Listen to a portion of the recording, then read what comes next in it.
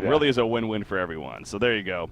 And look forward to that. But it looks like both teams are actually ready to go. Yeah. So I think, Trelf, it is just about time here to get things officially kicked off. And it's good to see that because, sometimes we do have our delays initially. And obviously the stream was a little bit delayed. We do apologize for that. But we're here now. And obviously we got a great matchup coming at us. So. Absolutely. And I haven't seen QsQ play all that much lately, other than the scrims that I did watch where they unfortunately did lose to Complexity. But like I said, that does give them just a little bit of an advantage because they're able to plan for the things that Complexity does and able to adjust their play accordingly. Now, I will say, though, that over the course of QsQ and how they've grown as a team, there are a couple of very interesting things about their draftings. Particularly, they like to do some kind of weird, funky, like tri-lane Pharaoh things with Voodoo and another support. And it doesn't really work out for me. And in the games I see, it doesn't really work out. So look for that. They do run it frequently. Like, I do see them do it a lot. But we'll have to wait and see. It has been a little bit since we've actually covered QsQ here in HoNcast. I'll say that too. I mean, this used to be a team especially when they first came around and going into DreamHack and whatnot. We were actually covering them quite a bit, but it seems like it has at least been a while. I don't know if we even covered them the last cycle. We definitely haven't covered them this cycle, so it is going to be fun to see where QsQ is at once again. Obviously, they're the fourth seed coming into this, fourth standing that as a result of the first two cycle finishes. So of course, doing very well in that sense. But anyways, game number 1 has officially started, ladies and gentlemen. So I think we're ready. We have Complexity taking on QsQ here, losers bracket matchup. Let's take a look. Wasn't lying. Here we go. We got Complexity on the Legion side and a QsQ, of course, going to be on the Hellborn side. The blind bands taking place. You have Parasite Ophelia coming out, and then Ophelia Wild Soul from QsQ. So no Keeper of the Forest. And shocker, B-Kid right away snap locks that Keeper. Response quickly, Tempest Voodoo Jester coming out here from Nova. And then Glacius Illuna to wrap things up for Complexity side for B-Kid. So kind of going quickly here in this lockpicking phase. Yeah, definitely. I mean, the snap pick Keeper with Wild Soul being also banned, that's one of the things I think if you're Hellborn, if you're going to ban out Wild Soul, you need to ban out Keeper too. Or if you just don't ban out either one of them, that's another strategy as well. And then lots of supports as well as a good suicide in both. Well, no, Tempest is not really my favorite suicide, but Plague Rider arguably the best. On top of that Keeper of the Forest, but that's going to be first picked by B-Kid for sure. Now we've entered the banning phase. Most of these top teams don't like to ban hard carries. They ban more utility / ganker style heroes. So like Engineer would get banned, Zephyr would get banned. Hag might get banned, Magnus, things like that. Yeah. Or even Pebbles, Tundra. We don't normally see in the top tier teams the hard carries going to ban. Fade right there actually gets the ban. So like Silhouette, Draconis. Actually, we could see Draconis, but Moon Queen has been very, very popular as of late. And I wouldn't be surprised at all if Moon Queen gets banned out in this game. Yeah, I mean, kind of seeing that off the bat here, the fade into Jeremiah. So again, staying away for the carries at least for now. Maybe at least one or two. But ultimately, again, these top-tier teams perhaps stay away from that. We'll see, again, how that finishes off. And there's actually something else I wanted to bring up here, though, in this lockpick phase. So, obviously, very strong lockpick pool. Now, the Voodoo Jester lock, however. So, again, Nova has done this many times. He clearly has made the point that he loves Voodoo Jester, and he's one of the few that actually plays it on a consistent basis. Now, Voodoo Jester did receive a couple of buffs in the last patch, actually. Really? And actually, here, let me pull up the changelog real quickly. He received a couple of buffs. So, yeah, here we go. His starting intelligence was increased from 22 to 24, so wow. not too bad. Okay. His acid cocktail now also stuns and damages pets, so stuff like the Treants from Keeper of the Forest, it actually will be effective against those now. And then the mana cost of his Cursed Ground is reduced at earlier levels. He got some pretty good buffs all around, actually, when you look at that. So it's going to be interesting to see if they eventually go for that and see how much of an impact that actually has here. They're small buffs, but they're buffs nonetheless, I guess. It's something. The acid cocktail, damaging creeps and stunning them now as well. Pretty effective, I would think. Well, so. What creeps does it exactly say? Because it said everything damage but to creeps. Well, it didn't do damage to stuff like Keeper of the Forest minions, actually. But now, now Sun just damages pets, so with the exception of Boo Boo and Boris. So, yeah, it was basically. Anyways. Yeah, I don't know. Like the, okay, like say Ophelia's minions or something. I feel like the damage would be pretty negligible to really make a difference. But I think the starting intelligence, that's a great buff. Like, that's a buff that will be noticeable, as well as the Cursed Ground. So, I mean, yeah, those are the step in the right direction. But I still don't think Voodoo is really, well, as we see, talking about balance changes, but holy crap, there's lots of picks going on. But Dracona's first pick for Beacon, followed up from that is Bubbles Monkey King, actually, from QsQ. Then Hammerstorm Torturer from Complexity, and then finish off with a Moon Queen in the regular picking phase. Going on to the lockpick phase, Key with the Force, no surprise there from Complexity. But Hammerstorm Torturer as what's probably going to be like their dual lane mid lane. Yeah. And, you know, over here I'm thinking, honestly, something like Voodoo Jester Plague Rider here is very positive. Actually, no, they do got bubbles, actually. I would definitely get, well, yeah, they already have their bubbles. I would definitely get like a Luna Tempest. Yeah. A Luna for the counter pushing, because there is going to be a lot of counter pushing between Torturer, Hammerstorm, and Keeper. So I think Voodoo would just not be a good pick here for that reason alone. Now, you could say Voodoo would be great for the Cursed Ground on Draconis. Now, I could see that, actually. But it wouldn't exactly have the good counter pushing potential that you need. And, you know, if you had someone like a Luna plus that Bubbles already, you know, pushing out the waves with the Shell Surf, it could be a good tool. Yeah. So we'll see. Again, Monkey King obviously picked up, and Style has proven to play a very solid Monkey King, no doubt. So definitely interested and excited even to see that. Again, Monkey King, just one of those entertaining heroes. It is going to be a Luna Tempest in the end, kind of what you were expecting there, Trelf. So Luna, of course, their star support, and then Tempest to take care of that jungle role. Glacius is to finish things off here for Complexity, so they were very confident. Obviously, they can get a solid support in the end, and sure enough, they do with that Glacius. So, yeah, I mean, both teams definitely come out very nicely. Obviously, I look at Complexity side, and that tends to be, as usual, very, very powerful and definitely Complexity-esque. So, well, this is interesting, actually. I feel like they're going to have an aggressive tri-lane with that, and maybe like solo mid Keeper. I'm not even kidding. Huh, yeah, you're right, actually. Wow, they could solo mid Draconis, but the only problem about throwing your hard carry in a solo mid role, like, they can do it. Like, heroes like Dark Lady, they can do it. And actually, they can do it well. But what you'll find when you try that, like, around the 9-10 minute mark when people start pushing, you just stop farming. Like, you don't farm nearly as fast as you do in the short lane. You can't utilize the poles as well. We could also see an aggressive tri-lane and a solo Keeper bottom with something else. But I think it's going to be Keeper mid. Keeper mid already has like solo mid items with a Shield Hatchet Tango. We're going to see Draconis start up top right now, though. And he has laning, tri-lane items. Like, he doesn't have the that ring. So where's Torture going to go? Torture has support items as well.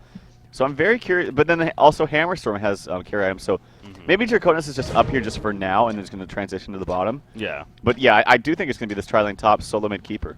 Huh. That is interesting. Yeah, that's definitely didn't, you know, the lack of that. Go ahead, sorry. Oh, you know, I just thought, okay, the Draconis' item should make a tell. It's probably gonna be a solo mid Draconis, and then a solo short Keeper, I think. Okay. Because those are not really side lane items for Draconis, unless you do go for a fast Energizer, which I love, by the way. I love that item. Yeah, you've definitely made that point. So.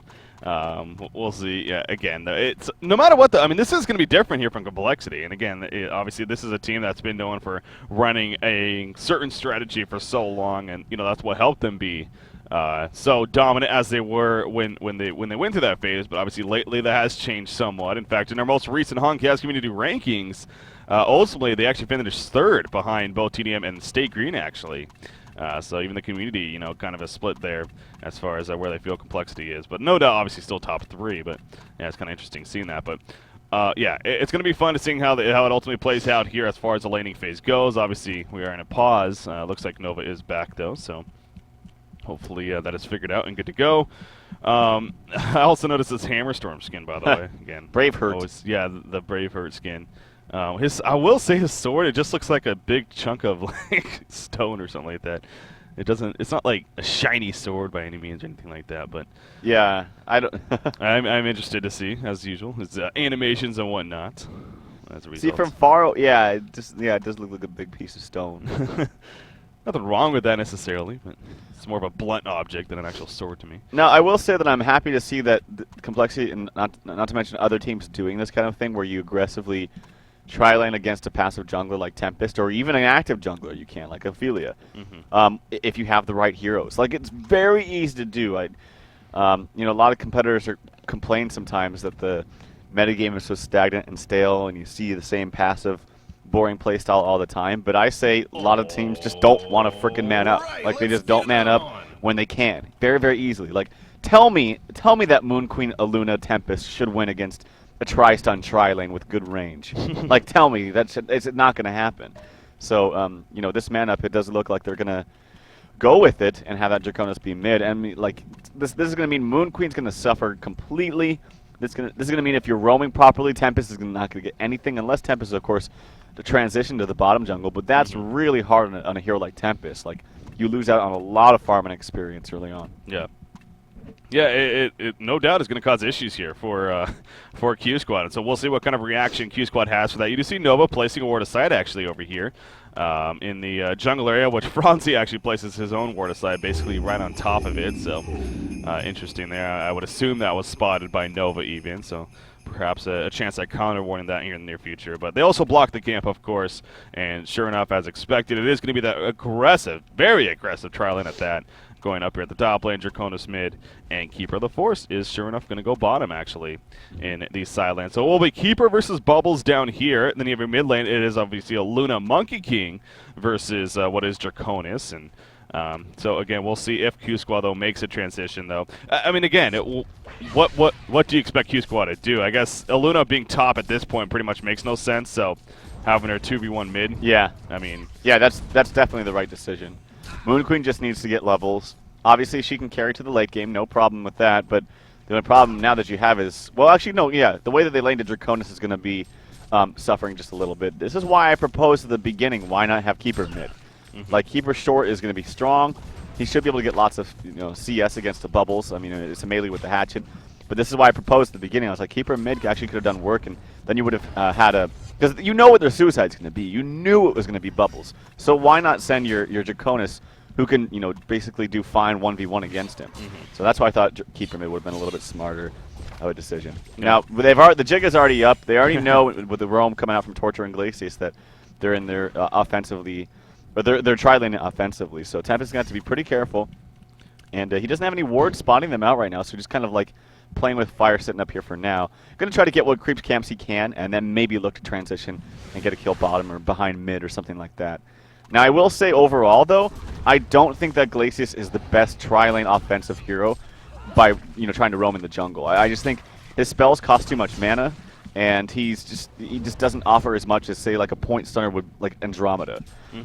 But it can be done. Torture is fantastic in this regard, but I'm really curious to see how this mid lane progresses once they get some levels up on it, because we've seen Monkey King go crazy and can initiate from very long range away. Aluna is going to go ahead and pick up the Invis rune at the bottom lane. Perfect timing there coming out from Nova as Spawns picks it up and heading back towards the middle now, so perhaps may be able to set something up against Draconis here if Haxorn is not careful, but it looks like he indeed is going to be careful. He's going back to the creep wave, doing a little bit of block on it, and perhaps knows something's up. Obviously he knows Aluna's at least missing. Now, they didn't have any vision here at the bottom lane, so not necessarily aware exactly what she could have gotten. So Haxorn does need to be very careful here. You just mentioned with the Monkey King and the power that he has. But yeah, meanwhile, at the top lane, Moon Queen now in a lot of trouble. Chain reaction is going to come out right here. Glacius and Hammerstorm following that up, of course. Torture taking a Moonbeam right there. Knocking him out of there. The final auto attack will be enough. Franzi actually gets credit for the Bloodlust kill. In the meantime, middle lane, there is that action coming out. Monkey King jumping onto Draconis, but Draconis is able to get away. The power throw trying to be juked. He is going to health pot. The power throw will miss anyways. Good sidestepping coming out from Haxorn right there. So it works out very well in the end for Complexity. Yeah, definitely. Top lane, I actually feel like Nox could have just manned up. I mean, he should have known he was dead already no matter what. I would have gone all in, just try to pummel auto attacks as closely as you could to Torture and as fast as you could. But he just chose to run away, and that clearly wasn't the right decision as he died anyway. And now he's going to have to walk all the way back to top. So things are looking pretty good early on for Complexity with that Bloodlust. And then mid lane, unfortunately, not even able to get the kill, but also not able to cancel that health potion was pretty huge from Nova there. But, you know, you do have a jungler. And as long as they're not being too aggressive and getting kills all the time, this jungler will outfarm massively one of your supports. Like, look, you still have, even though you got a good kill top, you still have a level 1 Torture who's going to get absolutely no farm. Yeah. Unless you do successfully roam. On not only the jungle, but also the mid lane as well. Like, you can do it on the mid lane. But like I said, I really just feel like Glacius isn't exactly the best support for that. But to remedy that problem, he did get the Bloodlust kill. So now he has boots. Yeah, obviously, that's definitely good news for Glacius right there. But you're right. I mean, the level 1 Torturer still definitely really need to keep that in mind as this game progresses. Mally here on Tempest, he is level 4, and it seems like his farm isn't the worst by any means. He's farming about 230 gold per minute so far. Obviously, we're only 3 minutes into the game, so still very, very early on, but well on his way to what you would expect to be early Ring of Sorcery, of course, especially with his items, the Mark of the Novice and the Pretender's Crown already picked up. So that kind of leaves us with the bottom lane, the only one we really haven't talked too much about yet. Bubbles versus the Keeper of the Forest. Keeper is 15-4 right now. Bubbles is actually 12-1. So Keeper of the Forest being played by Moon Meander here. It seems like he is having the better time so far. And it sounded like you're saying earlier, you know, that doesn't necessarily surprise you, being the melee, you know, with the hatchet and whatnot. Yeah, it doesn't surprise me. Like, Bubble is too hard. Like, this lane is actually pretty damn hard for Bubbles. He can't out-harass Keeper of the Forest. Like, one of the things you could think about doing is, well, if he's a melee with a hatchet and he's going to get every CS he wants, just pummel auto attacks. Actually, meantime, top lane yet again, a Hammerstorm stun coming out on top of the impalement plus the stun from Torturer. Is it going to be enough, though? They're going to try to dive. They're going to try to dive. Can they dive? Yes, they can. Chessie gets credit for the kill. Yeah, again, you know, Moon Queen making the decision. They're trying to run into the tower range to try to stay alive, but you could argue, you know, maybe just sitting there auto-attacking and moonbeaming even could have been the better choice. But in the end, it's very difficult for Nox. No one's saying it's easy. And he dies yet again. So he is 0-2, only 6 creep kills. I think Complexity is accomplishing what they came for here at the top lane especially. They are completely locking down Nox on this Moon Queen. Absolutely nothing so far in this game. So Complexity all across the board looking like they're off to definitely a fairly good start here. But again, it really does keep going back to the Tempest and how much of an impact Mally's going to have. What kind of start is he going to have here? Yeah, he is level 5, so not doing too badly. Actually has his Ring of the Sorcery, so playing this pretty damn well, actually, despite it being roamed on pretty early on. Uh-oh, there's Luna really out of position. She's going to get caught right here. There's this double slow. I don't know what you're doing. You were totally out of position right there. Well, she was trying to follow up Monkey King, but Monkey King missed his initiation in the first place on a Draconis. So it was just, it was completely sloppy. I mean, so in a sense, you can't necessarily blame Nova, but yeah, it was just complete misplay on the part specifically of Style even. And as a result, Aluna dies. So that's, that's big there. Yeah, I missed the beginning of that. Then I just looked over and saw Luna in a very, very awkward spot. So unfortunately, Monkey King not able to set that up there for Nova. And as a result, you got a big gold lead with the 3 hero kill lead as well for Complexity. They're actually trailing just a little bit in experience, and that's simply because of this Tempest. In the meantime, you actually have Nox on Moon Queen, who has taken over his own jungle.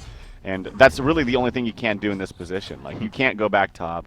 And one of the great things about Hammerstorm, too, is as opposed to, well, I guess Magnus can do this as well, but his stun is very long range. Like, you can CS from afar and then still stun. And the great thing about it is, like, with Magnus, if you go in, if you stun, you're in. Like, it moves your hero. You can't, like, if it turned out to be a bad situation, you can't just like go back to CS. Well, you can, but you're going to waste a little bit of time. But Hammerstorm is just a very long range, and it makes it very, very easy to set things up. Yeah, it definitely can. And, you know, something else that's standing out to me, actually, you know, we were just talking about Monkey King there, kind of missing his initial thought for a second. Tempest is trying to set something up. Bubbles, maybe, if anything, trying to bait him maybe with a Kelp eventually here. Of course, Tempest does have the ultimate. Will they have enough follow-up damage? That's a big question. And you also got to think Homecoming Stones possibly could come in. So this could be a deadly thing here for Q Squad if they don't execute this correctly. Now, Luna's also coming down here with the Invis. So perhaps this is the timing for them to try to set something up. Keeper of the Force. He's going to go Invis himself, actually. He's probably going to come out here, though, any second. There we go. There's the jump from Aluna. Here comes a Kelpo. Tempest not in the greatest position, though. He's trying to get over here. Shellsurf comes in. It's not going to see, and they will get the kill despite Tempest really not doing much. Oh, he tried the ultimate. It did not cancel, though. He did not actually cast it. There's the ultimate. It won't pull him in. Save Bubbles for now. And Chessie most likely going to get turned on. Bubbles needs to be careful. The creep wave is doing damage to him. He will try to run away. But Hammerstorm is going to put the stun on Tempest in the meantime. The galvanized chase. Nice job being in the woods, though. Will get enough for a getaway. And Hammerstorm going to be chased down by Tempest right there. Tempest still not out of the woods just yet, though. Hammerstorm is in pursuit. He wants to chase him. Ultimate is actually activated. One auto attack should do this. Glacius with the slow. There's the auto attack. There's that kill. Now Aluna's also being chased down. Hammerstorm one more. There we go. Double tap when it's all said and done for Beacon. Meanwhile, the middle lane, Style going on to Draconis, but Style will fall right there. Draconis turns it around. Ay, ay, ay. It's getting ugly now for Q Squad. When the one hero on your team that has been given priority to farm and you die solo to the other hero and that you're facing up against, that is just bad news. I mean, I don't know what Style was doing. He clearly didn't recognize how much damage he could do to the hero in Draconis, and a turn like that is massive, like massive. Now, before that point, actually, QsQ did a pretty good job. You did bait out the TP from Hammerstorm, which would free up a little bit of time for Moon Queen. Like, that was fine, but it all went to shit, basically, just right there in mid. So I don't know what you're doing, Style, but that was just not good at all for your team. Well, and before that action took place, that's what I was going to talk about. I mean, obviously his GPM now is really bad. It's only about 210 gold per minute. But even before that, it was only around 250 or so. So it really wasn't the greatest here for Style, and I was actually a little bit surprised by that. I mean, sure, they did eventually adjust, and it became kind of a 2 versus 2 lane in the mid.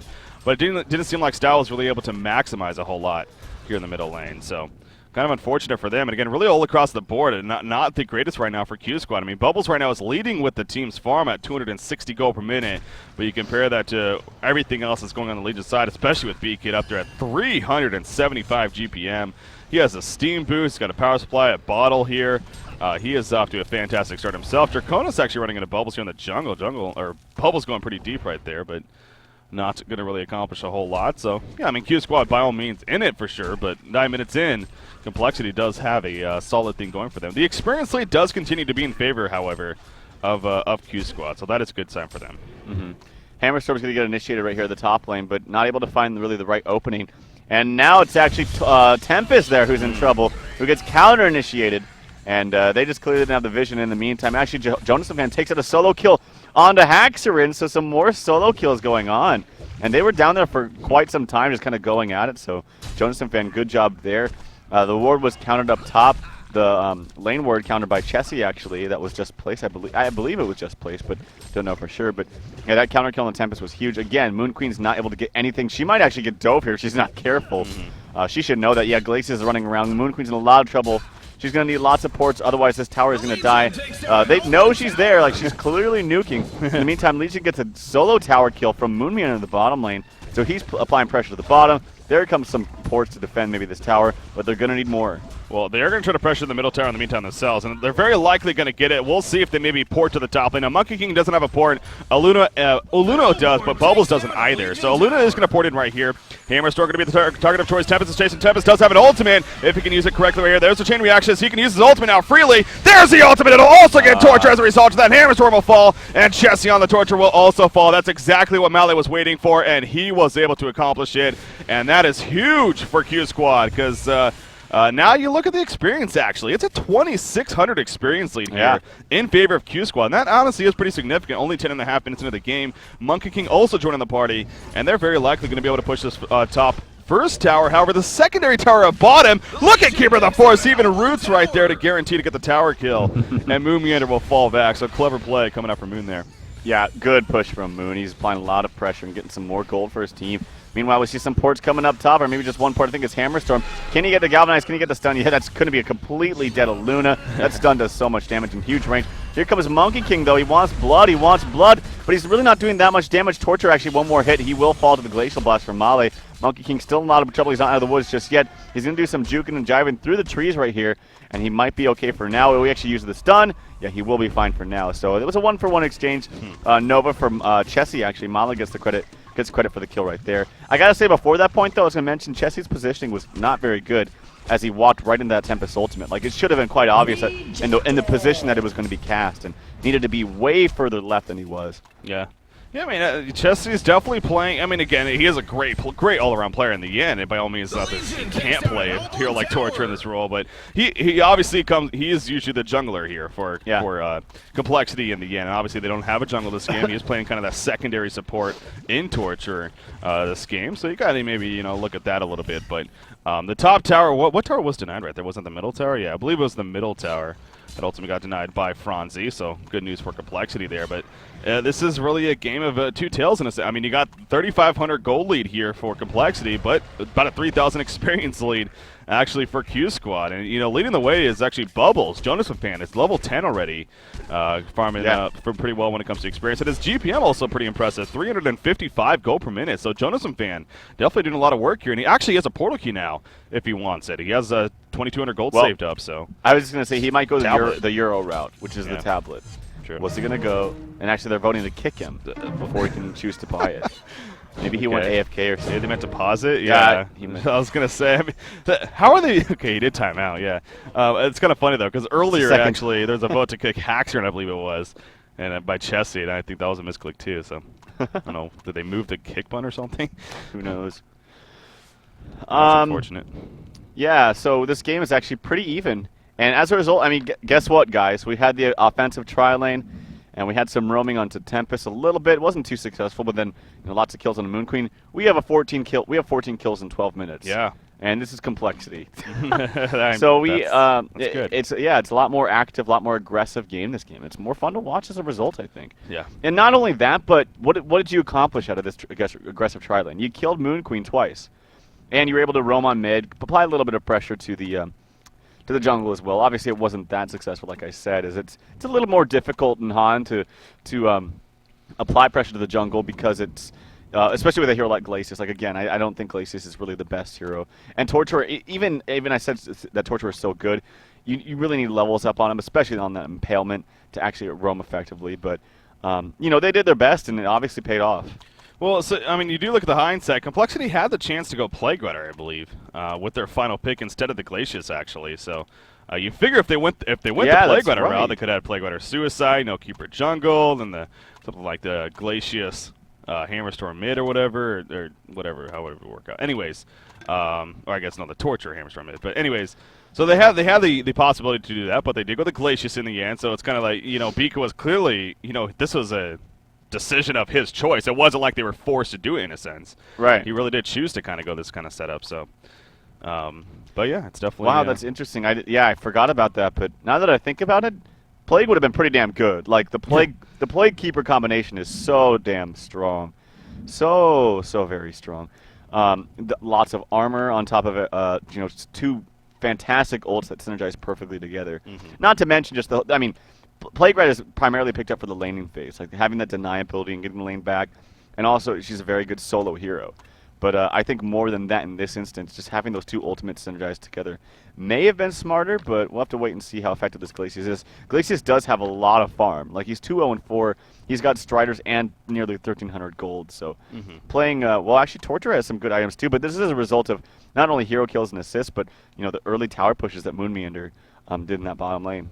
No, I'm not complaining because in the end, you made this point. I mean, this strategy is really what has kind of made this to be an aggressive game as it has been. I mean, it definitely would have been much more passive if they perhaps with the Plague Rider pick. So that is good to see, that we get this style of game. Again, the 14 kills and only just not even 13 minutes here. So that is good. But yeah, something to think about. B-Kid does have his portal key, by the way, here on Hammerstorm. So obviously going to try to take advantage of that now here in the near future. We also talked about Bubbles before the DC right there. So when he comes back, hopefully shortly, he'll either get that tablet or maybe that portal key route. Monkey King is in trouble here in the middle lane. You do see Glacius, Curly, Invis standing on top of him, and then Keeper of the Forest is running in. Keeper of the Forest does have his root actually to use here in the middle lane as well. So Monkey King may be in a bit of trouble when it's all said and done. Yeah. Here in the middle lane, as Torture obviously also here. Yeah, definitely. He's going to be in a lot of trouble, as they can set this up pretty easily with the invis from Glacius. Okay, there we go. He is reconnecting. That's good. So reconnected, and as soon as he feels comfortable, go ahead and ready up and resume in what is game number one. Again, Complexity. They started off very strong. The 2 kills on a Moon Queen, excuse me. Monkey King, for that matter, really wasn't having a great start himself, and he still isn't having the best of start. Now, actually, what do you make of this? Monkey King does go Steam Staff here on top of Ghost Marchers, so he is going very aggressive, it looks like. Yeah. Do you think it's going to be an Assassin Shroud or maybe a Hellflower? Assassin Shroud, yeah, most definitely. And I don't think that's the right route here. I think a Shrunken Head early on Monkey King, especially when you're not getting good farm, is the best route. So, especially against Keeper of the Forest, we're going to see probably a kill here in the mid, though. Yeah, there's, in fact, right after the pause, trying to catch him off guard. The root is going to come out as well. There are a lot of ports coming in, but Style will just drop a little bit too fast. Illuna does come in. There's the portal key, though, picked up by Bubbles. He will jump in with a great kill. Phil Glacius dropping fast. Illuna joining the party. Tempest trying to assist as well. Keeper of the Force being locked down. One more stun. Yes, not even going to matter. The Moonbeam comes out, and it ends up being a 2-for-1 exchange. So QsQ probably pretty happy with that in the end. You see Franzi right there. Okay, I mean, that's just kind of silly, but... Yeah, I could say Franzi, the old pounce on someone right after an unpause. Exactly. Like, God, I hate and not to mention he legitimately timed out in DC. So, anyways, a great turnaround from QsQ coming out and 2-for-1 exchange. And Moon Queen did get one of the kills, I believe, in the end. So that's good for her. And she's now up to about 260 gold per minute. So she definitely has recovered somewhat. And she actually has picked up a quick blade here. So herself, it looks like she could be going for a quick firebrand here. Yes, definitely. Now, no. Ooh, I was going to say, was that a full nullstone picked up? And we're going to see another vote to pause, actually. Oh, geez, to see DC'd again. Yeah, He's back at base. Ouch. Yeah, that is unfortunate for Jonathan fan, because it's almost as if we jinxed him, man. I mean, we were just talking about how... I mean, he's playing really well. He's level 11. I mean, the GPM, he has 352 gold per minute. That's unfortunate to see. Unfortunate to see. So, well, again, hopefully we can reconnect here and then get that figured out. But for now, we'll have to once again sit in another pause. Yep. Hopefully he will be good to go. But he's top farmer on his team for sure. And yeah, but you mentioned, I mean, look at Moon Queen. Her farm has actually exceeded that of Monkey King's. He's only got 237, very, very low right now at this point. And I don't really know much about it, but I feel like he is a hero that can still bounce back. I am surprised to not see him pick up a Grave Locket, though. Like, I think that item is very, very good for him. He does need to use a lot of mana because he's like spamming his spells. It's basically, roll your face on the keyboard and see what happens. And because you're rolling your face on the keyboard, you actually use a lot of spells and use a lot of mana. So I think a Grave Locket would be good, not to mention he is being pressured a lot. So having that time off your respawn timer could be very effective, especially at this point in the game. Yeah. Yeah, true that. And again, it just seems it is odd. I mean, not only is this farm struggling a little more than maybe expected, but you're right. I mean, going the Assassin Shroud route possibly here is a little bit curious as well as to how that's going to work out for Style in the end. But we'll see. He is down here at the bottom lane currently, sitting in this pause, and going to try to pick up some more farm down here at least. So Tempest, where's he at? He's only at 580 gold saved up. So I guess he does have Steam Boots, Mystic Vestments, Ring of Sorcery, of course.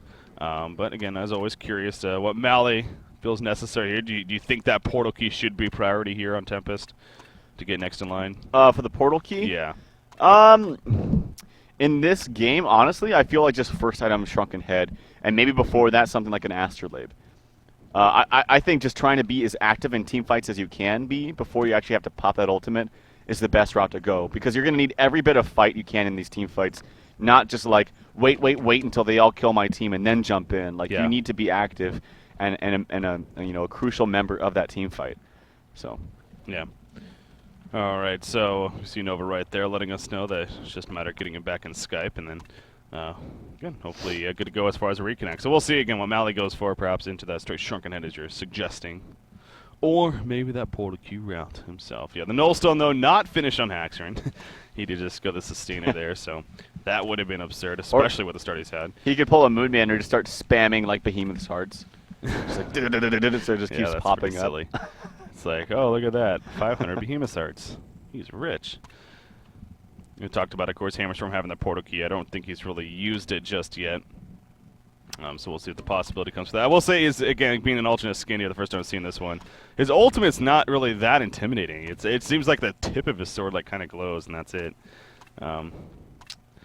Must say, we'll expect a little bit more when it comes to him activating the ultimate. But anyways, Keeper of the Forest, 1,200 plus gold saved up. So yeah, I mean, here we are, and this is what? This is a loser's bracket round 4 matchup. So the other kind of unfortunate thing is that we don't really have another diamond match to jump into if we do have delays here like we do. Right. Because the Lions TDM match, you stated earlier, it got played on Thursday, which myself and Beefpop Pie casted, actually. So, of course, TDM did win that series, 2-0, and as a result, they are waiting to play the winner of this in the later series. All right, so it looks like we are good to go back in this game, though. And again, cross our fingers, hope that is the last of that, and can just enjoy some HoN, damn it.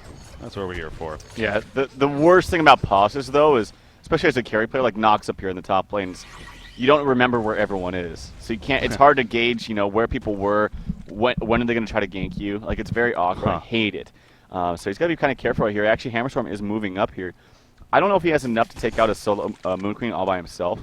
As he's going to rush here and kind of farm this wave and the next wave. But Moon Queen now, after that top wave, is going to transition to the jungle, and he's actually not farming too badly, like you mentioned. He's going to go towards that Firebrand, and we'll have it shortly here.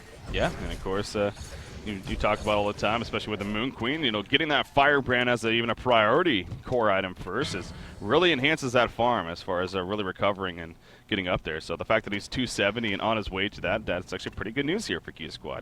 Yeah. In the big picture. So now you do have Haxorun, so obviously then also not finished by any means, but he is farming very good at the same time, 332 gold per minute. And also you see triple stack Ancients are going to be completed here by Chessie, as he goes ahead and pulls it for the last time. So perhaps Draconis himself, or maybe Hammerstorm or somebody else, may go over there eventually and pick it up. Speaking of Hammerstorm's build, by the way, actually, he does get the level 2 Mighty Swing, and it seems like B-Kid does do this from time to time. Not all the time, but he does do this occasionally. Yeah. A Mighty Swing build. I don't really agree with it if you're going for a Portal Key first. Like, Portal Key should be, I'm going to be aggressive. And basically, if he's bought a Portal Key and hasn't really done anything with it, then there's really no reason why would you even buy a Portal Key? Now, you do have a harder carry on your team in Draconis, and obviously you don't want to spread out the farm from that. But if you don't want to spread out the farm, why are you leveling up your ability that helps you farm? So it doesn't make sense to me. Yeah. Again, it does bring team fight presence. It does cleave in the team fights too, obviously. So. Yeah, but that's not really as effective until you get to the later stages of the game. Yeah. And so by that point, why not level it up, starting like level when you're 13 or something like that? And have the extra points in the stats. So I just feel like it's just really not worth it at this point, unless you are going that hard carry farming route. Like, you don't get Portal Key, you just get like Mask of Madness. Well, we've seen it go for Elder Parasite, but Parasite. We've seen him go for Alchemist Bones first, even. I mean, right? Yeah. Yeah. So maybe that's sure that probably would make more sense. But ooh, Bubbles running into Draconis here. Draconis nearly dead, and he is gonna. Okay, wow. I was looking at the illusion actually, but the real one blinks in and gets the kill. God, some of these illusions are so difficult to tell sometimes. But anyways, he does get the kill in the end. So Jonathan Fan continuing to make big plays here, and just happens to catch Haxorun at a poor time right there in his own jungle. So good catch from Jonathan Fan. Bottom lane in the meantime actually collapsed on the Monkey King. The root was used. The Collide Shell down. Also going on. He's trying to get away though, and it looks like it will. Oh, the Tundra Blast connects the last second, and he will fall. Minions come out for Keeper of the Forest, trying to do some blocking here on Luna. Does he have any support? No, he doesn't. There is no tower here, remember. And Keeper of the Forest should eventually get the kill. No, Luna's there. That's with the Portal Key actually. He'll blink in and finish her off. So good turnaround, or good chase eventually by Complexity, I should say. And they end up getting the 2 kills right there. Yeah, definitely.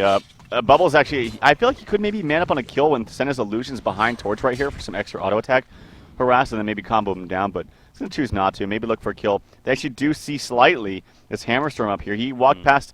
Actually, they countered the ward. Good job from them. They saw them place it. There was a lane ward just placed right here to the right of where the Word of Revelation that Beacon placed, not just like a minute ago.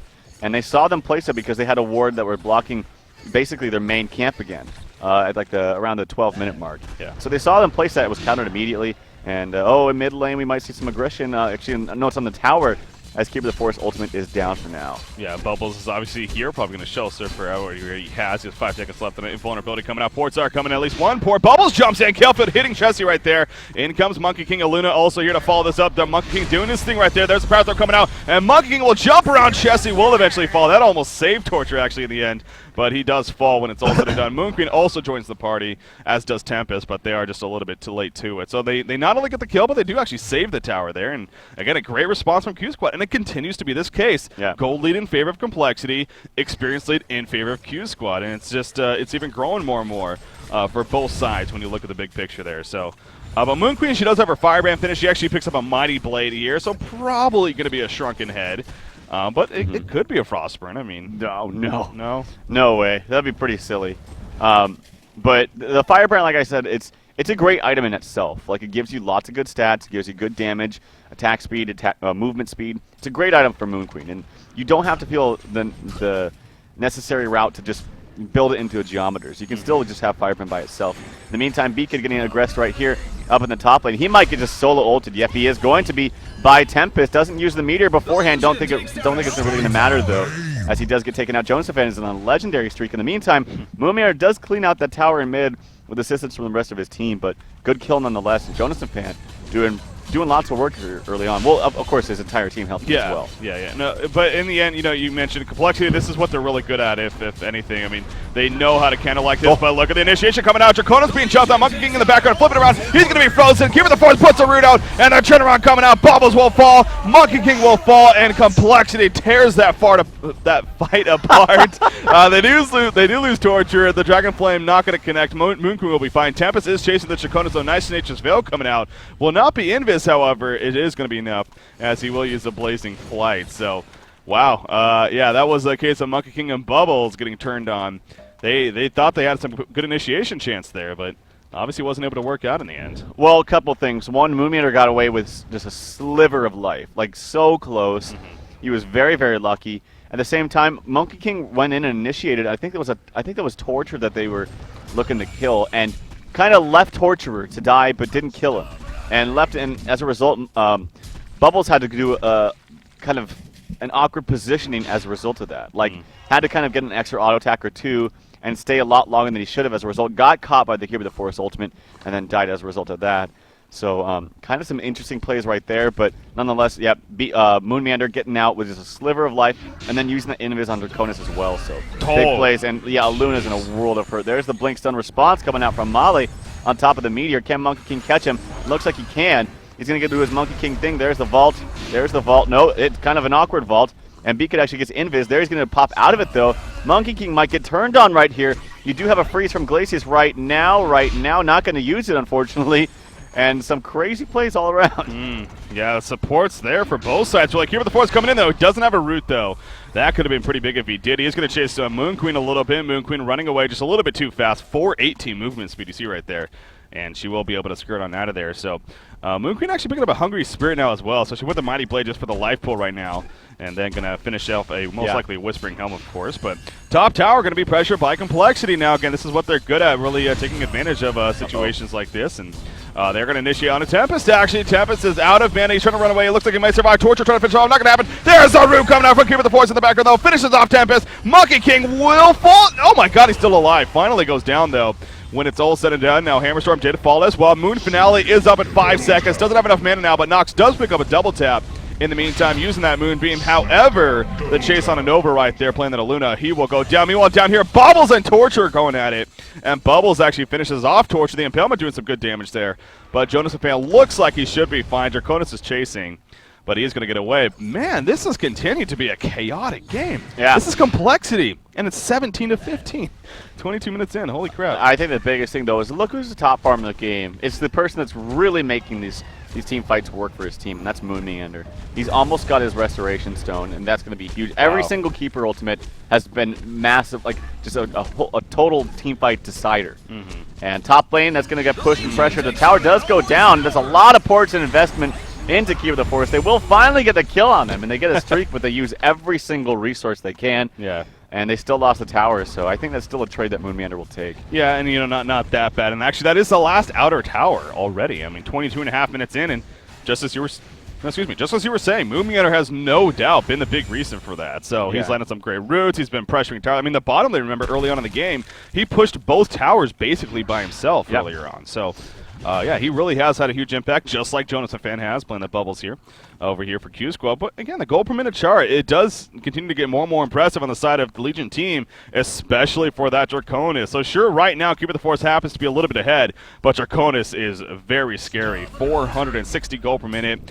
Well on that way to that Shrunken Head on top of the Nullstone, of course. Just needs about 500 more gold. Speaking of Shrunken Head, it looks like Hammerstorm actually just finished one of his own. So he, too, is also going to be very powerful. Bubbles, I believe, just got his second Arcana, so Hellflower is on the way for him.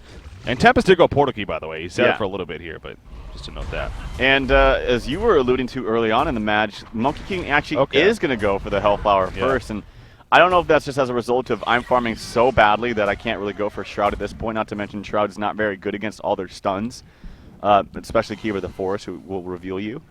So I still think that, yeah, Shroud would have been a terrible decision. But Bound Eyes picked up on Glacius, by the way, and Shrunken Head finished on Draconis. Was that a full? Yep. He's farming, man. I mean, yeah, he does have 470 gold per minute. Yep. And this is a Draconis that should have got shut down. Like, his GPM and Monkey King should basically be swapped. and the positions that they were in. That's how badly QsQ played it early on. But you know, Complexity played it very well themselves, and lots of tower pushing early on, lots of aggression from Moonmanor specifically, opened up the map for them. Yeah. Shout out to Zepro. Yeah, Monkey King again. He is 0-5-5. It just really, it's not numbers that you would like to have for your Monkey King player. Ouch. Yeah, I was watching Bubbles get away, but they can't deny it with 3 heroes there porting in. Hammerstorm also was chasing with a haste drib, but he can't get close enough to finish them off. So Jonas Stefani, he sees that continuing again to just have a great impact in this game. He was the one that kind of led to eventually being that, and is now farming 373 gold per minute himself. And again, I think he actually just finished his Hellflower with his third Arcana. Yes, he did. It's being delivered. So he has his, you know, the farm of Monkey King, again, continues not to be the greatest, but will eventually have his own Hellflower. So a couple of Hellflowers to take advantage of will be big. But speaking of Monkey King, he's going to be jumped here in the middle lane by Hammerstorm. Going to use the elusive dash of the Heavenly Vault right there, as well as Wanjin Slam avoids the chain reactions, and he will get away. So good job. Aluna's kind of in an awkward spot here in the meantime. Nova's like, don't see me, don't see me, don't see me. He's not going to be seen. The top tower will be denied by B-Kid. Very well timed right there, as Moon Queen not able to do so. What is Nova doing? Oh, Aluna, you're in trouble? Okay, no, she is going to use the Deja Vu. I'm going to run into a Draconis. Yeah, she is completely screwed. What was Nova thinking there? I have no... The tower was denied. Moon Queen was like, see ya. And then Nova runs in. I am baffled. I don't know about that play. Did he have a homecoming? Okay, he didn't have a homecoming stone, so obviously couldn't really port right there, but he tried. Well, I would have just still stayed, stayed hidden. Yeah.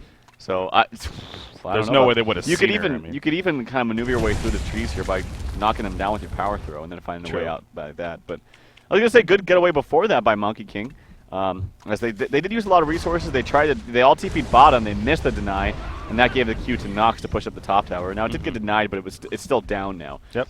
And I mean, at this point, anything can happen. Like you actually have something in QsQ, a gold lane and complexity, and as with all the towers down, the game plan totally shifts. At this point, it's all about farming. It's all about taking Kongor, the right fight, and it's all about defending in your base. And this is when we start to see the very passive style, I feel. Yeah. And I gotta say, it favors really both sides, because you have a Keeper the Force that has double ultimate. You have great items on Hammerstorm. You have great items on Draconis, who can carry hard late game as well.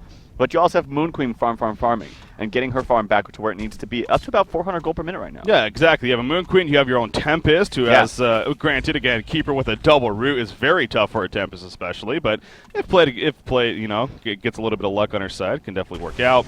Middle lane, we do have initiation again on Nova, actually. Going to be jumped right there. Hammerstorm and Keeper the Forest will both finish her off, so she just gets caught out again, and unfortunately her 8th death of the game, but Nova doing his best to get those water sights down and, have that impact here. But yeah, Moon Queen, her farm is actually, these items that she has right here, the Whispering Helm, the Firebrand, and the Shrunken Head. I mean, this, obviously, once she finishes Geometer's Bane, that'll just really be that core that you're worried to play against. So, but, vice versa. Same thing for Complexity on Draconis. The Savage Mace after the Shrunken Head and Olson, that's really the scary point. And he actually did just purchase a Slayer, I believe, is on the way. So, it's, going to kind of finish those items around the same time. And again, I agree with you. This is definitely going to be where that passive play comes out here, finally. This has been a very aggressive, entertaining game, so that is the good thing. But expect a little bit more passivity now as a result of where we're at. You do have double Hellflower on your team, which is good. Now, if you're able to initiate and kill, say, Keeper first, like you Bubbles jumps on him Hellflower, then you all jump on Keeper and kill him, like that's a massive hero to take out. I mean, he contributes so much to these team fights with a double ultimate now. And we haven't seen the double ultimate yet. Just these single ultimates have been so effective. And, Moon Queen's in a world of hurt. They saw him. He actually activates the Shrunken Head, so he's going to be fine. And that was a necessary thing to do, so you can't scoff at him for using that at all. But it does waste up a charge, unfortunately. And that's going to give some space and complexity to thinking, okay, well, the Moon Queen Shrunken Head is down. We can take a fight at Kongor now. Yeah, no, he was definitely dead if he didn't do that right there. So, of course, he had to. But, yeah, it is unfortunate, the charges he used, and they're going to get a open up Kongor attempt. It doesn't look like they're going to really complete it, though. We do see QsQ is heading. Maybe. Okay, no, yeah, they're going to start falling back. It's they don't really want to commit to. They're going to try to be sneaky here and maybe catch Moonqueen again. Her Shuriken is obviously down there. Goes the Hammerstorm initiation, and Moonqueen is starting to take a little bit of damage. Tempest with the ultimate. Oh, he catches Keeper of the Forest right here. This could be huge for the Hellborn team. No root's going to go off. Keeper of the Forest will fall. Dracona is trying to run away in the background. He will Dragon to Flame, turning this around. The Cataclysmic Assault is up. One run attack. He is going to get the kill to Luna and will barely stay alive. But in the meantime, the rest of the QsQ can jump. Oh, don't Bubbles will pick up Draconis. A hat trick for Joseph Fan. And QsQ picks up the Genocide. Wow, Keeper of the Forest getting caught right there just on the outskirts of the Tempest Ultimate. That is huge for QsQ. We saw Chessie do it against Stay Green. Yeah. Now we see Moonmanor do it against QsQ. You can't, there's no excuse to blink into an ultimate like that. There's a reason why Keeper of the Forest is considered a counter, a decent counter to Tempest. It's because your ultimate is such a huge AoE, and you can blink it pretty much anywhere on that screen to cancel that ultimate. So he blinked into the Tempest ultimate. It was on the edge of it, but still nonetheless blinked into it. Total huge swing there for QsQ. I want to say 7K gold and about 7K experience as well. Not to mention they could rush up maybe and take Kongor, but that was a massive ultimate from Male. And great job from Joseph Fan picking off Draconis. That was the icing on the cake. He almost screwed it up and used his double nuke there. If you saw, he almost like stutter stepped on that nuke on the shell surf, and as he ported right to it. But he was so close in range of Draconis that it still hit him anyway. So wow, we got a game now, 21 to 21, but definitely in favor with 11,000. Actually, over 11,000 experience for QsQ. Well, so that was one of those interesting fights in the sense that if Complexity had won that fight, if that root went off and they were able to win that fight, then this game could have been towards the Oscars, or maybe even started to be finishing here in favor of Complexity. But because QsQ did so well in that fight, we definitely have a game here. So not to make this a bittersweet thing by any means for QsQ, but you do got to realize now. I mean that you got a little bit lucky there. You got a little bit lucky, and that's exactly what they needed. But now, sure, you have a good experience, especially, but as you mentioned, the gold is practically identical here, and you do still have a Draconis who, even in that last fight, even though he ended up dying, he did eventually get that Cataclysmic Assault off, and he just wrecked the Hellborn team when he did. So you got to always be worried about that, and you got to expect those roosts to perhaps land in the future too. So Kongor is going to be attempted now, and obviously this is good timing for Complexity. They know there's no Tempest Ultimate to worry about. Well, it's actually up in 40 seconds. Yeah, so it is up shortly. If they're able to delay this a little bit, then they might be able to do something. 35 seconds now. Every little bit of time counts. And with the Shrunken Head up on a friggin' Bubbles, look at that. He's actually top farmer on his team. Well, pretty much neck and neck with Moonqueen. It's up in now 24 seconds. His time is ticking away. Sure is. I mean, Moonqueen has her Geometers being finished. By the way, Hammerstorm going to jump in right here. Will go for Monkey King, who takes a stun. In the meantime, Shrunken Head going to be activated. Monkey King says, see ya. I'm out of here, bitches. Moonqueen with the split up of the Geometers Bane. Tempest Ultimate up in 10 seconds. The first root not going to be used yet, actually. So still 2 roots to Keeper of the Forest. Moonqueen being chased. There's the first root. A nice Red Luna stun actually coming out. Where's Tempest? Maybe to save the day. Tempest is going to jump into the background. No, he's actually way back here still. Moonqueen will eventually fall, and she doesn't have a buyback, actually. Hammerstorm with the stun, and Hammerstorm is going to go down. There's our Tempest Ultimate. It only catches Draconis, but Glacius is going to get the freeze off as a result of that, and Haxor may be able to get away now. He's going to go back in, actually go for the kill on it. Bubbles doing some jiggling driving. The Shrunken goes off. The Shell Surf will connect, and Joseph and will pick up the kill. Glacius is also in a lot of trouble, and we're going to see another Genocide coming up for QsQ here. Even with Moonqueen getting picked off in the beginning, Tempest, the final auto attack, not actually going to get it just yet. There's the uphill. Will get it, and they are very likely, and I don't know about getting Kongor, but wow, QsQ another Genocide here. You actually have Tempest who's going to tank this Bubbles, who's got low HP, uses the Hellflower on the Kongor, along with that double damage root. Tempest is going to fall! Tempest dies to Kongor! They're going to need some backup ASAP. I'm sure that they're going to be rushing yet to actually torture TB's to the bottom lane. He's going to rush at Kongor as fast as he can. Luna wants to be the one now to maybe tank Kongor. And they got to be fast about this. They got to be really, really fast and furious about this. You have a double damage up. Torture might be able to make a big play, honestly. Yeah, he needs to be careful himself, though. I mean, it is just himself against a Bubbles and a Luna. And Bubbles doubled, but here comes some more support. Yes, a Hellflower. They're going to jump in. There's the Hellflower. There's the nukes coming out. Jesse is going to drop right there. Now more support is coming. Keeper of the Forest. He still has a root to use with the Restoration Stone. He may just wait for the cooldown even. Bubbles, but they don't get Kongor.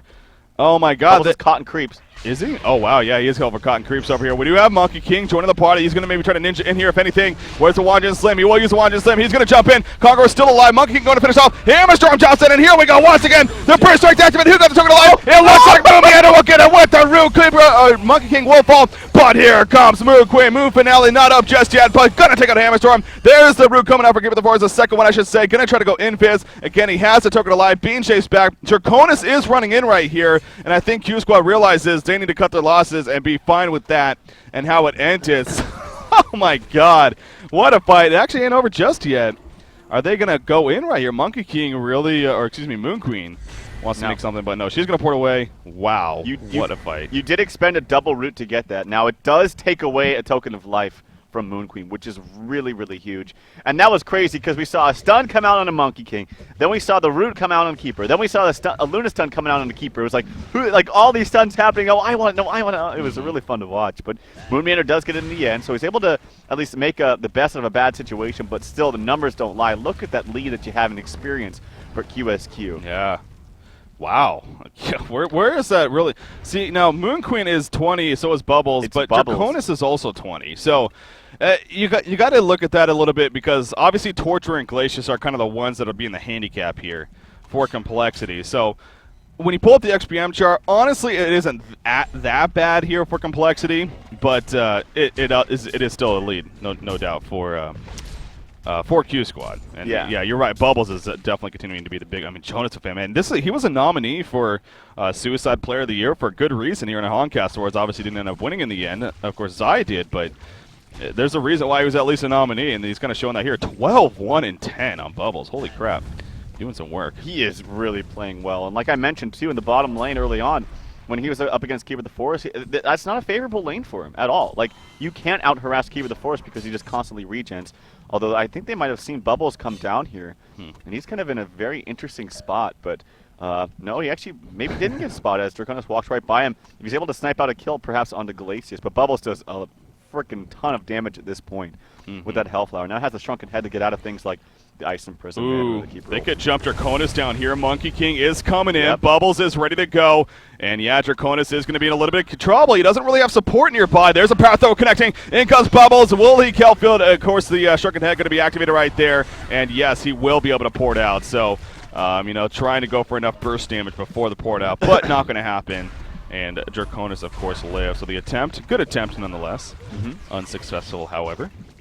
Yeah, there's not much you can do about that at that point with the Shrunken Head already being active. So they tried, but, look at their lead. In the meantime, every single time you waste time from Draconis farming, it's Moon Queen going to farm that much faster than you. I mean, as a result, look at the numbers. She's now up to 430. It's not exactly as high as Draconis just yet, but I feel like she's going to have a little bit more impact in fights. Like, I feel like okay. Both of these heroes are pretty easy when it comes to the late game. Like, you just press your R button and start auto-attacking. Like, that's really all there is to it. You have a Shrunken Head actually up onto Monkey King right now, so that's going to be fantastic for him. I talked about towards the early game how that item is very, very crucial on him, especially against all these stuns and whatnot on the Legion team. Yeah, it seems like Style is finally starting to find his place here. I mean, again, he really did have a horrendous start, despite, especially with the lane advantage he even had earlier on. But he is definitely starting to find his place. Again, his hero kill stats not the greatest, 3, 7, and 8. He's starting from with 316 gold per minute, and as you just mentioned, finishing the Shrunken Head. That'll no doubt be a difference maker for sure. Speaking of another interesting item pickups, actually, Jonas in a lot of trouble right here. The root is even going to be used. They really want to make sure to get this kill. No, they're not going to be able to, though. The Shrunken Head Shell Surf port. And he will be fine. So complexity, again, they know how much of an impact he's having. They really wanted that kill. Just didn't have the follow-up damage. But what I was going to say, Elder Parasite has been on Hammerstorm here for a while now, too. So, yeah, I'll get back to that. But when like I said, they basically had 5 heroes mid just now, and not that they used all of them to get that kill on Bubbles, but they were all being preoccupied in the mid lane. Whereas that's just freeing up time for Moon Queen. Like, she's just farming, and every little bit that you spend of trying to kill one hero, if you don't get the kill, that's a massive loss in experience and gold. Yeah. So now their gold lead isn't huge. Like, it's only 4,000, but their experience lead is. And you're mentioning, where's that from? Like, yeah, you actually have a level 22 Draconis, but your support, okay, think about your support to support, 14 to 12 from a Luna to Torturer. And then basically Tempest to a support, because that's basically what you're substituting. So that's 17 to 12. That's massive. And then when you get, like, you have 121 and then another 21 compared to 22 and, like, 18 as far as levels go. But like a jump in these kind of levels this late is much larger than a jump from like say level 7 to level 4. Like the numbers are just that much bigger. Of course. Similar to like WoW, like level 80 to I always do these WoW. Yes. 80 to 85 is much larger than 15 to 20. You are right, Trev. Yes. I do play World of Warcraft, okay? I love going back to Draconis does have a Savage Mace, obviously, so you gotta be careful about that. But Moon Queen, another 3,900 gold saved up herself, actually. So we'll see. We'll see what route she goes here. Of course, buybacks have any buybacks been used? Actually, no. I'm a little bit surprised at that for 28 to 24 hero kills, 40 minutes into the game, just about to not have any buybacks used. A little bit surprising there, but 4,700 gold on Tempest, by the way. Wow, he is saving up for something big. I wouldn't be surprised. Something like a Restoration Stone himself could be very possible. Keeper of the Forest does actually go Energizer, so you make a mention of that.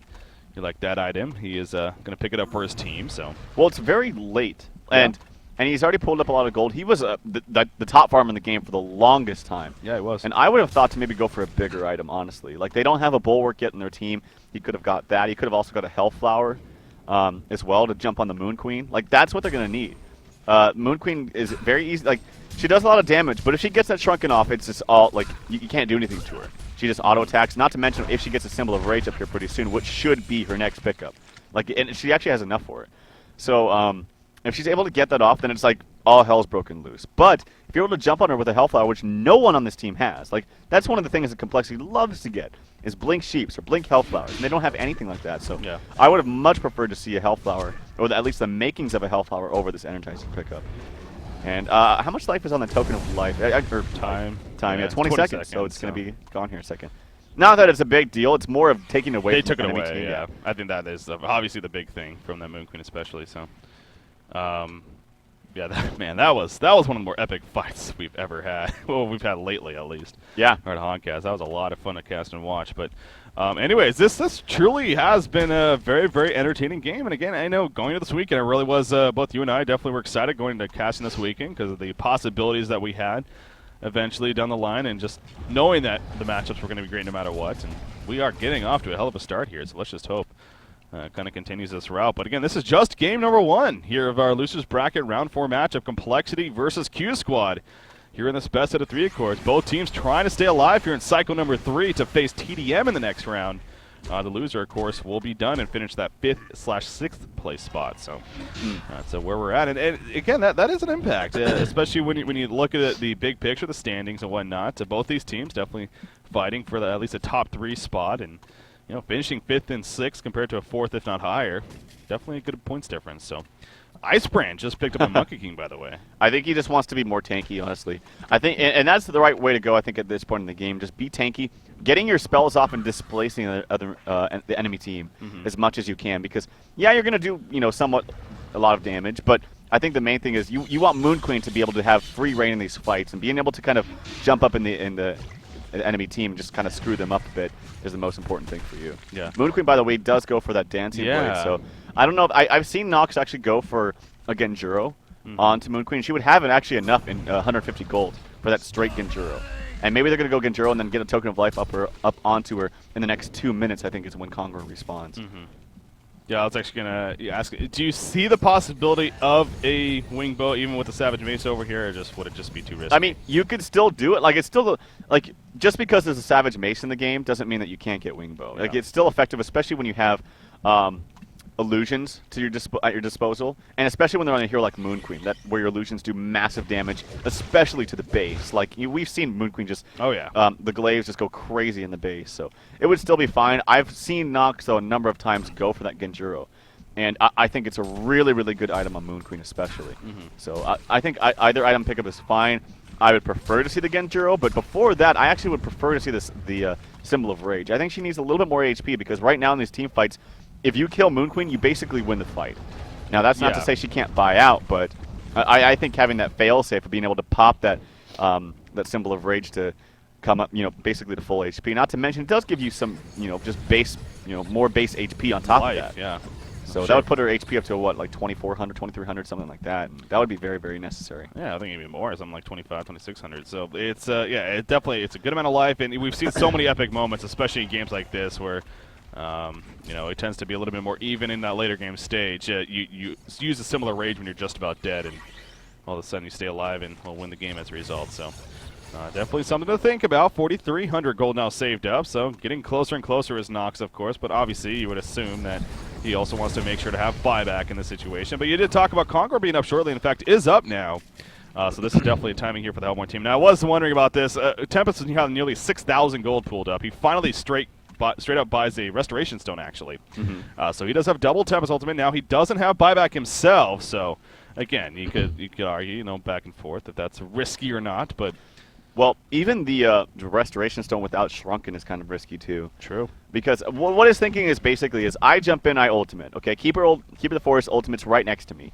Cancels it. Well, that means Keeper the Forest is probably really, really close by. There we go. Jump in. Monkey King actually is going to be jumped in by Hammerstorm. Root in the back row. Will catch Moon Queen. There goes the Shrunken Head, though, and still alive for now. Monkey King trying to live. Not going to be enough, though. He will fall when it's all said and done. And so far, that is the only death. Monkey King does buy back immediately, by the way. Now, Bubbles is in kind of an odd spot himself. He's actually doing a flank right here. He's going to jump in with the Suck and See. It's 3 heroes, actually. Eventually, we'll port out with the Shell Serve. And that's how the fight will end, apparently. So, Monkey King, a very quick buyback. But both teams are fine now with just kind of looking at each other once again. So, well, that was a Keeper root use, and he did use the Resto Stone, so he only has one now. And Shrunken Head was used onto Haxorin. Not to mention, the reason why he did so much, I was wondering, what the hell? And he actually had a double damage. It was hard to see through that Shrunken Head, okay. But he had a double damage and just absolutely annihilated Monkey King. Like, totally tore him up. Wait, what did Moon Queen just buy? She bought something. What's on the way? It is an Assassin Shroud, so Genjiro is going to be finished here. She doesn't have buyback. This is close, and she doesn't have Shrunken for 10 seconds. Now, neither does Haxorin, so we'll see how this plays out. Congo is dropping, of course, pretty damn quickly, as you would expect. Well, Complexity going. In fact, here we go. Pika says it's time, bitches. He jumps in on the Moon Queen right there. That's Shrunken going to but that Tempest ultimate. The Roots, of course, going to cancel it, and Tempest will fall shortly after Moon Queen. The Moon Finale is activated, right-clicking, but Dracona seems to be doing just a little bit too much more. The Cataclysmic Assault, no doubt, doing work. Bubbles now on the run. You see Hammerstorm jumping in. The Hellfire is going to be applied to Draconis right there. Bubbles trying to get away. It ain't going to happen, though, or will it? Oh, my God. He may actually Shell Serve away in time. Yes, he will. There's the Porta Key as well, and Moon Queen will Genjiro to get the hell on out of there. So at least the last couple of heroes stay alive. But now Complexity will very likely come back in and finish off Kongor. And obviously, that'll be huge here. Ooh, Style actually DCs there playing that Monkey King. You got to wonder a little bit if that was during the fight. Could have been. Or maybe a little bit after, but... That's unfortunate. I mean, I wasn't exactly watching what he was doing. I was watching more of the Tempest and the initiation and where Moon Queen was during that fight. But that definitely could have played a role, and that really sucks.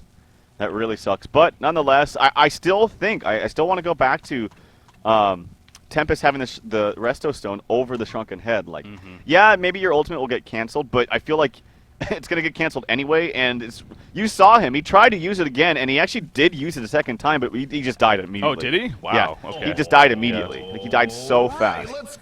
And I think being able to mitigate, lots of damage. Now, Dracona still can cancel it regardless with that Savage Mace, but... I just think she's too susceptible. I think Tempest just dies too quickly. Now, it's hard. Like, this Tempest against Keeper, it's a very hard game, but I think it's a little overzealous to pick up the Resto Stone before the Shrunken. Yeah, he didn't melt, man. And also, Moon Queen having the couple of seconds there to wait just a little bit on the Shrunken did play a role in that team fight. Like, she had to play it a little bit differently. And now with the Token of Life being up onto Haxorin, we're going to have a back-and-forth game now. Yeah. And another passive game, probably because that Token of Life is going to be up for another 6 minutes onto Haxorin as he kills what looks like a Invis rune up here. Yeah. Again, well, I think we're continuing to have a back-and-forth game, if anything. I mean, again, you look at the overall stats, even despite that fight, it actually still is in favor of QsQ. But by all means, especially with experience, of course, 15,000 plus lead in experience, but 2,000 gold lead. Again, that is getting to a minimal point now, 47 minutes into the game, sure, but nonetheless, it is still a lead here for QsQ. So obviously, again, QsQ shouldn't be too discouraged after that fight by any means. In the end, you still have, a Tempest Initiator who will have a little bit of time now before especially a double ultimate comes up. But, wait for that if anything. Monkey King did apparently crash during the fight, according to Nox right there. So, again, that is unfortunate to see. You can sit here and say, maybe that wouldn't have made the biggest difference in the end, but it is still unfortunate nonetheless. But it's not Complexity's fault. Obviously, that's just a random bug or an error that popped up for him. And, life moves on, I guess. But Moon Queen, now only Monkey King has bought back so far. No one else has used a buyback. I still find that very intriguing there, but oh, Complexity trying to find a jump right here. Bubbles is in the front lines. He actually just finished a sheep stick, by the way. We'll see if he makes use of that right here. But Hammerstorm is going to jump in. Bubbles going to be locked down. Will Bubbles fall? But before it's all said and done, he gets a second enough. Here comes Moon Queen with the ultimate activated and bouncing around with the glaze. You see Torture's going to fall in the background perhaps. No, barely staying alive. But Draconis is holding his ground. He does have to take to life, of course. Moon Queen going at him, but Draconis is just too powerful. Similar Rage going to be used right there. Staying alive in the meantime. We do see Bubbles porting out, but Draconis is more than fine, as is Moon Queen. She's going to get Giro and get the hell on out of there. So, 2-for-1 exchange going out right there. But still, Token of Life is on Draconis. I think Complexity can be fine with that. I mean, Moon's not getting his ultimates off. He has his ultimate and the Restless One ultimate. Moon Meander, okay. Yeah, so I was like, Moon Queen? Yeah, and that's, honestly, that's kind of unacceptable. Like, you have a portal key on you. There should be no problem at all. You also have an invis to make yourself even more, like, under the radar. Yeah. So the fact that he's not getting these ultimates off is not good. Not good for his team. And you still have the Token of Life up on the hacks, and that's fantastic. But if you're QsQ, other than that fight, like that was a pretty crafty little like gank right there. They all kind of came down there underneath the creep wave, or actually before the creep wave was showing, and tried to go for some kind of gank. It almost was really bad. Like they almost killed Bubbles before he was able to get his stuff off, and they didn't focus fire, I think, fast enough. I think that was the biggest thing. Yeah. Because Bubbles got everything off. Great job by Jonas the fan, by the way. Yeah. He's still only that one death earlier on. 12-1-2 overall. Again, fantastic there. As I said before the fight, I mean, he finished a sheep stick going into the fight, actually. And, of course, that will be a very powerful item. Similar Rage has been finished on Moon Queen as well. So, you know, as we kind of expected as this game was going on and on, this is definitely going to be a case of Draconis versus Moon Queen here. The battle of the right-click carries. Yep. See who. Obviously, that's where you got to say the team support's even going to play a bigger role when it's all said and done between these two teams. So going to be big now. So not only did the roots not go off from Keeper of the Force that last fight, but remember, Tempest Ultimate wasn't up that last fight either. And again, so that wasn't the worst for QsQ all the way it ended either. There happened to be a 2-for-1 exchange in their favor even. So that was big. He does have a double Tempest Ultimate now too. It looks like Complexity, of course, they want to take advantage here of this Token of Life, which has just over now 2.5 minutes remaining. So pretty good timing on their part. We do see a play mill actually picked up by Bubbles right there, so eventually that Frost Shield play perhaps, but getting the armor for now at least to deal against this Draconis especially. Look at these little cacti. Yeah. Just dancing funny. around. Oh wow, yeah, spreading them out and everything. That is pretty funny on their animation. He just looks so cute. I noticed actually when Keeper roots on this ult, he also like throws his hands in the air and everything. It's kind of funny, kind of silly. So again, this is your typical case of Draconis pushing in with a Savage Mace, going to do some damage to the tower. You see the Null Stone is constantly being deactivated. It actually gets talented forward, and Draconis is going to start being person. Hammerstorm with the counter. There's another tablet backwards, though. Root coming out in the background, actually. Now, I'm not sure what that was about. Big misplay for Keeper of the Force, it seemed like. And nobody dies in the... Was there a Root? Okay, there was. He Resto Stoned, actually. So here we go. Moon Queen is now chasing. The chain reaction is going to miss. That must have been a complete misclick. I mean, I thought he probably thought he portal keyed in or something. Did he get anybody in it? He had 0. Nobody in it from what I saw. Oh, no. That's huge. I don't even know. Now the question is, did QsQ see it? Yeah, it was way back here. The root went all the way up to the ramp. It looked like he was like right about here. Maybe something canceled his PK. And yeah, because Hammerstorm jumped in. So yeah, I don't know. That or just simply misclick. Yeah, but I highly doubt that was the intention of Moon Meander when it's all said and done. So big miss. You got to figure if he was able to jump in and get a root off, how that could have been different. Draconis, though, in the meantime, trying to chase after this. Aluna went in for a red stun, but no, the auto attack going to finish her off. Cataclysmic Assault was used right there, and the tower will fall now as a result as well. Sheepstick coming out onto Draconis. Moon Queen diving a little bit, but realizing probably not the most ideal time. Draconis Token of Life, about a minute left. He does have Hellflower applied. He's going to start bursting down. Yes, he will fall. They need to be pretty careful right here. Tempest is ready to go off to the side. You got Glacial Downpour going to be used. Draconis is chasing Bubbles, but Moon Queen and Draconis having a fight of their own. In the meantime, we do have Monkey King jumping way back here.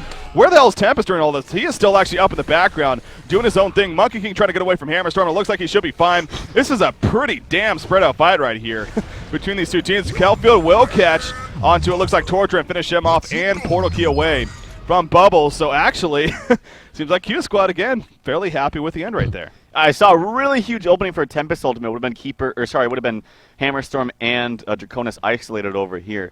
Couldn't find it though. Yeah, so Tempest. This is what I was afraid of with this kind of build. It's kind of like I do nothing in team fights until I find the right opening. But how long do you wait until your entire team is annihilated? So I would have much preferred to see that Shrunken Head up here so he can actually be active in team fights before using that ultimate. Because right now it's basically 4-on-5 until you can find a perfect ultimate. But if Complexity plays it right, they're going to play spread. They're going to have that keeper ultimate waiting as well. So it's a really hard game for Tempest, the way that he's built it, I should say. Yeah. But like you mentioned, Q Squad still seems to be coming out ahead in these fights. And I was really scared because when the Token of Life fell on Draconis, Moon Queen actually used the ultimate, and it almost didn't even go off. It was very, very close. And then, of course, if it goes off at the last second, it kind of redoes itself, if you know what I mean. Yeah. And then it continued to go off. But it was so close from not even being used at all, that team fight. Huh. It was very, very close. But did get it off, and it did do a lot of damage. Now, Draconis does go a wing bow here. He just spent all of his gold. He right-clicks a wing bow. So, obviously, a big enhance in damage and whatnot. The evasion and everything else for him will be great. Well, again, the big thing to note, too, is that he doesn't have buyback in the meantime, for at least for now. He is, of course, farming up, trying to get back up there. Monkey King is going to start falling back before he is jumped here in the middle lane. He's still just sitting on the Ice Brand as the next item that he picked up. Man, I mean, this game, really is just continuing to be a pretty epic battle here between these two teams. And then Q Squad and Complexity, obviously, both are definitely fighting for their tournament lives here in Cycle 3 to see who eventually will face TDM. But again, this is just Game 1, remember? So yeah, this is obviously a best-of-3 series, so no matter what, we at least have that second game. But I mean, what else is there to talk about? You got another 2,800 gold saved up on Moon Queen. So I guess at this point, rebuying a Shrunken Head, which she does technically have another slot with the Homecoming Stone there. So yeah, so she could go for something else. What would you like? Priority another Shrunken Head buyback or rebuy or another item? Well, for now you have 2 buyouts, so I would definitely get another. What is their Shrunken Head of? It's like 5. It's 5 seconds. Yeah, it's got to be rebought. And then after that, you have a lot of different options. You can go for crit. That would be fine. You can go for. They don't even have a demonic on their team. I would go for demonic maybe, or even just a Behemoth's Heart. Like, oh no, of course you still have a Wingbow. Like you mentioned, yeah, the Savage Mace, but Wingbow would still be effective in giving you lots of stats, lots of attack speed, and lots of, like I said, agility numbers for your illusions to do more damage. But for now, I'd say yeah, rebuying that Shrunken Head and saving out for buyouts. Well, speaking of illusions and more stats, Nox has actually done this a couple times now. He spawns the illusions with the Geometer Spin, and he sends them in here to the top tower. You look at the top tower damage. That's all from illusions, I'm pretty sure. I mean, it goes to show you how effective they actually can be. And so Complexity does have to keep going back to that a little bit. But look at Complexity. They're going to start grouping up yet again, and they feel like they can be the ones being the aggressors here. Now, wow, Frostwolf Skull just finished on Monkey King, by the way. So kind of interesting there. And granted, he has a lot of life now, 2,600 life, and but I'm not sure about that, to be honest. But yeah, I don't know about that. We could have a fight of Bruin, though. Moonbeam going to be used on to keep it the force. You see Draconis standing his ground, of course. Yeah, they definitely got to go. I mean, the Melee Rex is dropping. Moon Queen going to take a stun right there, but he'll be tableted backwards. So exactly, if you're Q Squad, you probably have to make a pretty solid decision. I mean, you got to go. You can't really just give up a Melee Rex and have nothing happen. So yeah. Now, Frostwolf Skull is pretty risky, honestly, because he's in the base. Normally you want to save for buyout when you're getting pushed on. Like, because you buy out, you're right in the middle of a team fight. It's not like I have to TP, I have to walk there and be back in the fight. It's like you're in the fight. Yeah. Because it's in your base. So I would much prefer to see the save a buyout like Nox is doing, like Bubbles is doing. I think maybe even Tempest has a buyout after his death as well. It's going to be close, but should be close to have that. Well, in the meantime, Kongor has respawned, and they go right to it. Yep. Exactly. Right to Kongor. Demonic Breastplate on Hammerstorm. I don't even know if we mentioned that, but obviously very helpful for them. Sacrificial Stone on Torturer, so we're getting to that point of the game where you just start seeing these kind of items picked up.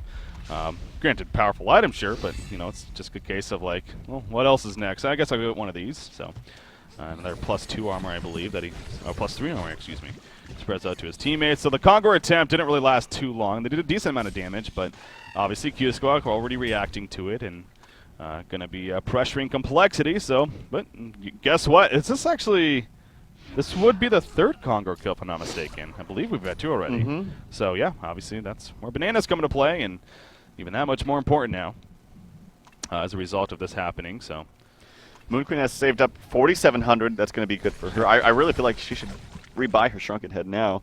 Is it still that 5 seconds? Yes, it is. Yep. And she could also buy a post-it. Oh, the flank on the B kid. Big catch on a Hammerstorm right here. The Hellfire's applied. Will the team support come in time? No, it will not. Hammerstorm will fall. Keep the force running in. He needs to be careful not to get caught on himself, actually. Kelfield will catch. Do they have any vision? He is going to root in the meantime, trying to help him get away. He will take the stun for the Kelfield. Parathrow clearing out the trees. There goes the Nullstone taking off. And the Tempest ultimate pulling in keeper the force. He will fall. He cannot buy back. That is huge. And neither can Hammerstorm. Do they go for Conger, though? Rax. Do they go for the base? You think they go for the Rax? Yep. Okay, it looks like that's what QsQ is going to do. Both of them are dead and not buying back. You just got to give up the Rax here for your complexity. Yeah. Yeah, you do. I mean, there's nothing you can do. B-Kid, unfortunately, got caught right there. Fantastic job this entire game by Jonas and Fan, finding these pickoffs, playing out of his mind, easily the MVP of this game. Either way, if they win it or they lose it. Draconis, what are you doing? Storm Spirit going to be used. Tempest jumps in. He has a second ultimate, remember. There's the ultimate. Catches Draconis. Now he does have the Shuriken up. They finish off Glacier himself. Draconis trying to hold his ground with the Cataclysm assault, but it's not going to matter. Draconis will fall. Draconis can buy back. He buys back right away, but of course the damage is done. Genocide, look at that glaze bouncing on the towers, and QsQ may have just won the game, ladies and gentlemen. There's the towers. The Tree is falling, and I believe QsQ will be taking game number 1 here over Complexity in this best out of 3. What a finish between these two teams. Unbelievable. It goes to show you once again how close a game can be. Just a snap of a finger. They get a pick on a Hammerstorm, and more importantly, even the pick on a keeper to follow.